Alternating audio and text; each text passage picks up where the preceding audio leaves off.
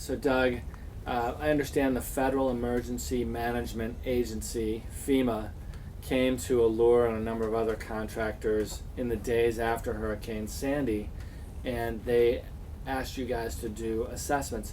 Can you tell us about what an assessment is, what FEMA does with that information, and how it came to be that you guys took on that work? Was it a business decision, or were you trying to help the community? So a lot of questions there, but Okay. Through Suffolk County, FEMA had a connection through Suffolk County to do what they called an emergency assessment.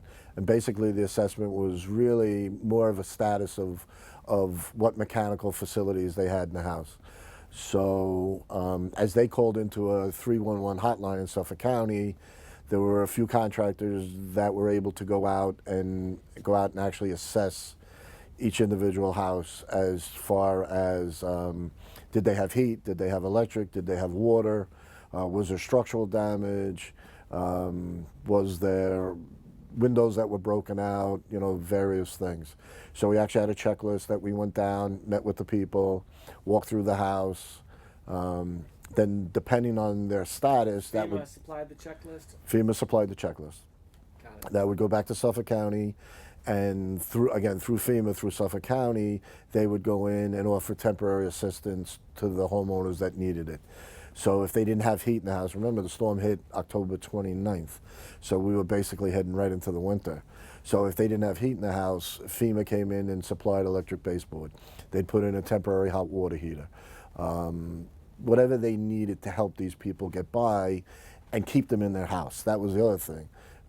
There were no places for FEMA to send people anymore because all the hotels were filled. So if FEMA could keep somebody in their house, if they would just had lost facilities but could stay in the house, that's what FEMA was trying to do, keep people in their houses. So that's how we got involved. And Suffolk County called us, asked us if we get involved. And it was really more to help the community to go out and actually see what the status was and, you know, help people get some temporary help.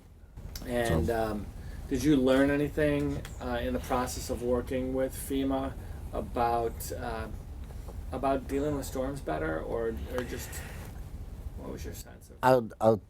I'll tell you what I did. FEMA actually has, and somebody who may be interested in this, FEMA has a whole series of courses online that you can take.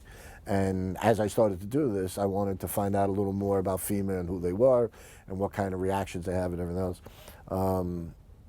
And they have a whole bunch of modules that you can go through, and they tell you their whole philosophy on managing crisis situations and the team that moves in and how they develop it and what their whole protocol plan is for handling these types of things. And it's pretty interesting.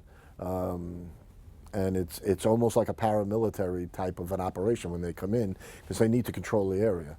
And so it was interesting. And, you know, I picked up some stuff from that. One of the things is you can't just walk into the area. So if FEMA comes over and takes over an area, you have to check in and check out, because they brief and debrief you, and they need to know who's on site, who's not on site. So you can't just come, well, I'm on today, and just walk into the area. So there's always status checks on who's there, what are they doing, you know, and when they leave, you know, what did they do, what have they seen, you know, what status are they at, and so they're very controlling. But it was interesting to read some of their stuff. So that's a good tip. Last question for you, Doug. You're a systems and process kind of a guy, and that's your expertise. Looking ahead, there will be future hurricanes, there will be tornadoes and other types of storm events. Have you developed, or will you be developing a plan? That you have a plan now, but what changes would you make, and what would be the elements of a good plan? yeah, I think you always make changes. That's part of any system or process, because you always go back, you get feedback, and you take a look at it and say, all right, what worked, what didn't work, and let's adjust to make it better. You know, as we had discussed, I think as far as the installation and the rebuild part, we would do it in a more stage-like manner.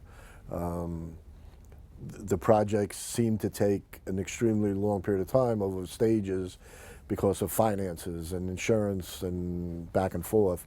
And I think we would deal with them more in stages rather than trying to look at it as one big, long project.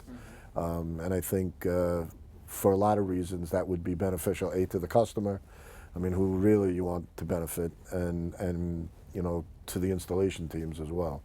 Yeah, and there's a financial side of staging that better in terms of plan. I mean, you're booking your cash. I mean, you're taking it in, your weeklies, your quarterlies, you know, all that stuff. Yeah, you're able to really get an assessment of where you stand too. So that's one of the benefits of it, I would imagine. Yeah, correct. And again, like I said, when you're trying to look at it as one big project, you know, there was a beginning, and the end is kind of when you get there. If it's in smaller steps and smaller stages, all right, so you've reached this landmark, you've reached this point, and now we go into another phase, rather than this is just a continuation of one big project. So. What did you do with the long hours? Actually, sorry, I do have one more question. The long hours. That's it, I'm done. The long hours that people were working. I mean, are these salaried people? Are they hourly people? A little bit of both. A little bit of both. The salaried people, you know, they you know, put in whatever time they needed, and usually, you know, we make that up to them, or you know, they'll grab a day here or there to recharge. And the hourly people just got paid for the time and overtime that they worked. Gotcha. You know, we're kind of used to that from doing Extreme Makeover, so it's funny, but the long hours at times, you know, we're just kind of, I guess we're kind of cut from that cloth.